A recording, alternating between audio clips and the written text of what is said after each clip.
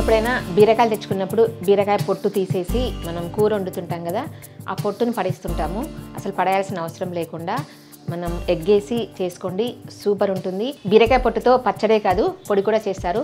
ఇలా ఎగ్ వేసి చేసుకోండి, సూపర్ ఉంటుంది. Hello friends, welcome to Hyderabadi రుచులు. నేను మీ ఇందిరా. ఇలా బీరకాయ పొట్టుతో కూడా ఎగ్ వేసి ఎగ్ ఫ్రై చేస్తారని మీలో ఎంతమందికి తెలుసుంటే తెలుసని, తెలియని వాళ్ళు తెలియదని కామెంట్ సెక్షన్లో కామెంట్ పెట్టండి. ఇప్పుడు బీరకాయ పొట్టుతో ఎగ్ ఫ్రై ఎలా చేయాలో చూద్దాం. ఇది బీరకాయ పొట్టు. దీంట్లో 1/2 టీ స్పూన్ సాల్ట్ వేస్తున్నాను. దీన్ని బాగా పిసకాలన్నమాట. సాల్ట్తో పాటు బాగా నలపాలి. ఇలా నలపడం వల్ల ఇది ముక్కలు అయిపోతుంది, ఈజీగా కూడా ఉడుకుతుంది. ఇది బాగా నలుపుకోవాలి ఇలా చిన్నగా ఇలాగా. దీంట్లో ఏమైనా ఇలాంటి ముదిరిన తీగలు లాంటివి ఉంటే తీసేయాలి. నేను ఇక్కడ హోల్సమ్ ఆయిల్ వేసుకుంటున్నాను. ఆయిల్ వేడెక్కిన తర్వాత బీరకాయ పొట్టు వేసుకోవాలి.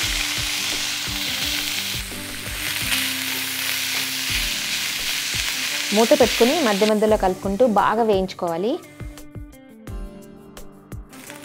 కొంచెం కలర్ మారుతుంది, మనం పట్టుకున్నా కూడా కొంచెం మెత్తగా తెలిసిపోతుంది. ఇప్పుడు దీంట్లో 1 టీ స్పూన్ అల్లం వెల్లుల్లి పేస్ట్ వేసుకోవాలి. 1/2 టీ స్పూన్ పసుపు వేసుకోవాలి.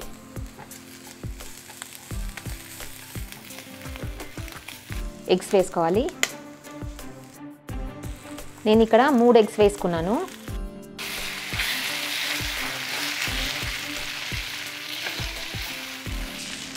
బాగా మిక్స్ చేసుకోవాలి. మిక్స్ చేసుకొని మూత పెట్టుకోవాలి. 1 నిమిషం ఉడకనివ్వాలి.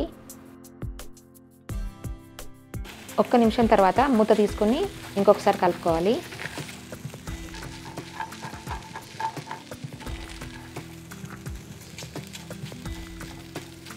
కావాల్సినంత కారం పొడి వేసుకోవాలి. నేనైతే 1 టీ స్పూన్ వేసుకున్నాను. 1/2 టీ స్పూన్ ధనియాల పొడి, 1/4 teaspoon garam masala. Already salt వేసుకున్నాం ముందే. కావాలనుకుంటే మీకు సాల్ట్ తక్కువ అనిపిస్తే కొంచెం వేసుకోవచ్చు. బాగా మిక్స్ చేసుకోవాలి. పైనుండి కొంచెం కొత్తిమీర వేసుకోవాలి. ఇప్పుడు స్టవ్ ఆఫ్ చేసుకోవాలి.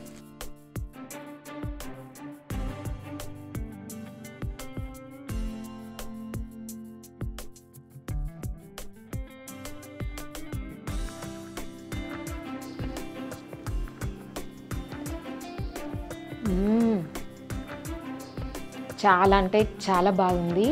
మనకు అసలు ఇది బీరకాయ టేస్ట్ కూడా రావట్లేదు, ఎగ్ టేస్టే వస్తుంది. సూపర్ ఉందండి. నచ్చిందా?